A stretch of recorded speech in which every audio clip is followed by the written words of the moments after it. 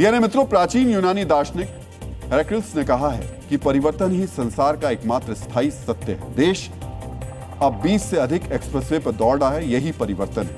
आज एक परिवर्तन बिहार में भी हुआ, जहां अब नीतीश कुमार का शासन खत्म हो गया। करीब 21 साल तक बिहार में सरकार चलाने वाले नीतीश कुमार ने आज सीएम पद से इस्तीफा दे दिया। बीजेपी पहली बार नेतृत्व के मामले में छोटे भाई से बड़े भाई की भूमिका में आ गई।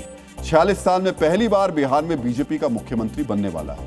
जो सम्राट चौधरी नीतीश कुमार के डिप्टी थे, वही अब बिहार की बागडोर संभालेंगे। उन्होंने राज्यपाल के सामने मुख्यमंत्री बनाने का दावा आज पेश कर दिया। कल 11 बजे उनका शपथ ग्रहण होगा। अब देश के 16 राज्यों में बीजेपी के मुख्यमंत्री हो जाएंगे। ये बीजेपी की सबसे बड़ी उपलब्धि इसलिए भी है क्योंकि ये चौथा राज्य है जहां बीजेपी कभी छोटे भाई की भूमिका में रहती थी, लेकिन अब कमान उसके हाथों में है। सम्राट चौधरी अगले 4.5 साल तक बिहार के मुख्यमंत्री रहेंगे। नीतीश ने जहां तक बिहार को पहुंचाया, वहां से सम्राट को आगे ले जाने की क्या क्या चुनौतियां होंगी, ये आज आपको जानना चाहिए। मित्रों, आचार्य चाणक्य ने कहा है कि राज्य और सत्ता कभी स्थायी नहीं होते, समय के साथ उनका परिवर्तन निश्चित है। यही नीतीश कुमार के साथ भी हुआ। बिहार की एक पीढ़ी ने नीतीश कुमार को ही सत्ता के केंद्र में देखा है। भले ही 9 महीने के भीतर जीतन राम मांझी को नीतीश ने सत्ता सौंपी थी, लेकिन सच यही है तब भी सुपर सीएम नीतीश कुमार ही थे। बिहार में सबसे ज्यादा दिनों तक मुख्यमंत्री की कुर्सी पर नीतीश कुमार ही रहे। 7300 दिनों तक कुर्सी पर रहने वाले वो बिहार के एकमात्र मुख्यमंत्री। वो बिहार के पहले ऐसे मुख्यमंत्री थे जिन्होंने 10 बार शपथ ली, जिन्होंने 6 बार इस्तीफा दिया और बिहार के सभी बड़े दलों के साथ मिलकर सरकार चलाई। नीतीश कुमार 10 बार शपथ लेने वाले देश के एकमात्र मुख्यमंत्री हैं। लंदन की वर्ल्ड बुक ऑफ रिकॉर्ड्स में भी यह दर्ज है। लेकिन बिहार के लोगों के दिलो दिमाग में, विशेषकर वो लोग जिन्होंने 2005 से पहले का शासन देखा था, वो नीतीश को एक ऐसे परिवर्तनकारी नेता के तौर पर याद करेंगे जिन्होंने खौफ तंत्र को तोड़ दिया। ऐसा नहीं कि आज बिहार अपराध मुक्त हो चुका है, लेकिन पटना से लेकर बेतिया, गोपालगंज तक एक अदृश्य डर का जो आभा मंडल था, उसे तोड़ने का श्रेय नीतीश कुमार को ही जाता है। महादलित, ईबीसी और पासमानदा जैसे शब्दों के जरिए नीतीश ने वोट बैंक की सटीक सोशल इंजीनियरिंग की। अब जब नीतीश कुमार की सरकार की नीतीश ने औपचारिक विदाई ले ली सरकार से, तब हम आपको नीतीश राज में ऐसे कुछ परिवर्तन के बारे में संक्षेप में बताना चाहेंगे जो उनकी उपलब्धि के तौर पर हमेशा जाने जाएंगे। 2005 तक बिहार में बिजली की घोर कमी थी। विशेषकर ग्रामीण क्षेत्रों में कई दिनों तक बिजली गायब रहती थी। उस समय प्रति व्यक्ति बिजली खपत लगभग 60 किलोवाट घंटा थी, जो आज बढ़कर 374 किलोवाट घंटा हो गई है। हर घर बिजली योजना के तहत अब रोज 20 से 22 घंटे बिजली उपलब्ध रहती है।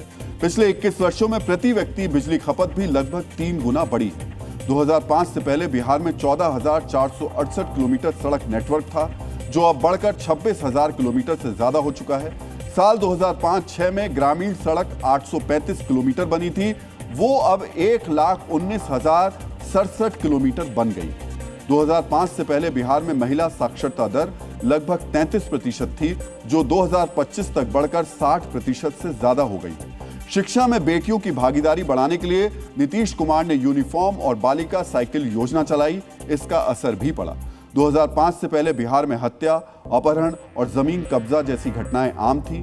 तब आईपीसी क्राइम रेट प्रति लाख 312 था, जो 53% घटकर 2024 में 145 पर आ गया।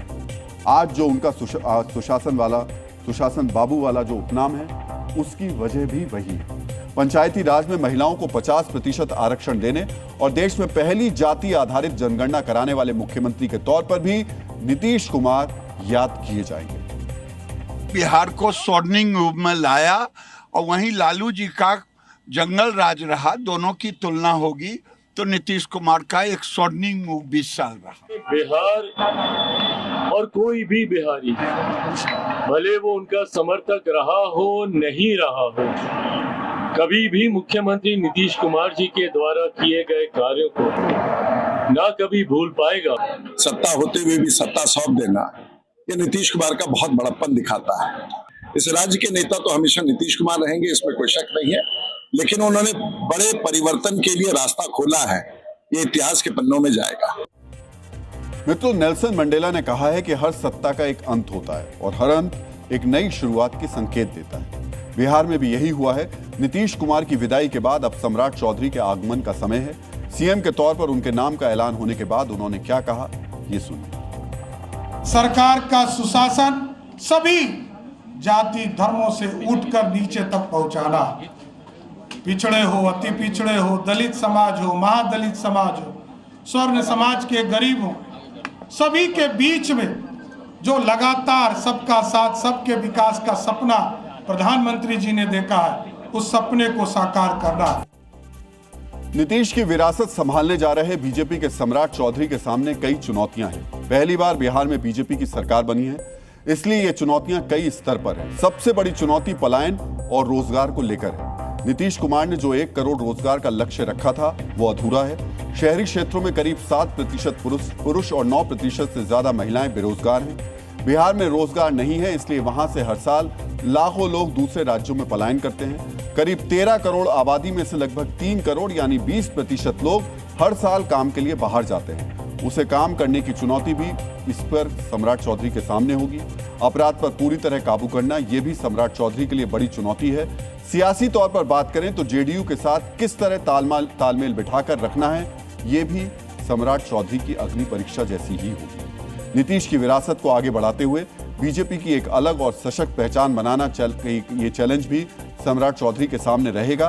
बीजेपी के आलाकमान को लग रहा है कि इसे पूरा करने में वो सफल होंगे। यही कारण है कि आज विधानमंडल दल की बैठक में सम्राट चौधरी को नेता चुन लिया गया।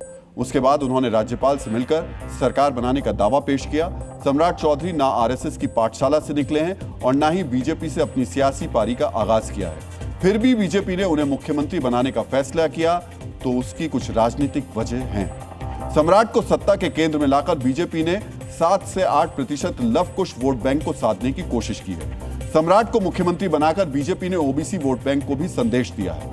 नीतीश कुमार भी सम्राट चौधरी को ही अपना उत्तराधिकारी बनाना चाहते थे। यही कारण है कि सम्राट ही अब बिहार की सरकार के चौधरी बनने जा रहे हैं। नीतीश कुमार को मुख्यमंत्री वाला फेयरवेल दिया जा रहा है। 2 दशक के बाद बिहार में पूर्ण सत्ता परिवर्तन हो रहा है।